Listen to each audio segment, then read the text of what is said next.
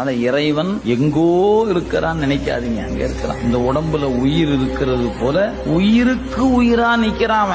என் இறைவனை நினைக்க கூடாது என்று சொல்வதற்கு உங்களுக்கு உரிமை இல்லை.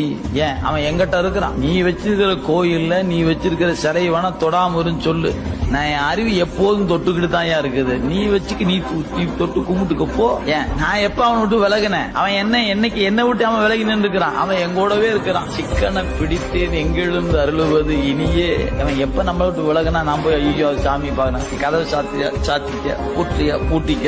ஏன்? அவர் எனக்குள்ள இருக்கிறாரியா? ஆனந்தமா நான் பாட்டு உட்கார்ந்து பெருமானே அந்த இடத்துல உங்களுக்கு ஒரு ஆனந்தம் இருக்கு பாருங்க, அது யாரும் கொடுக்க முடியாது.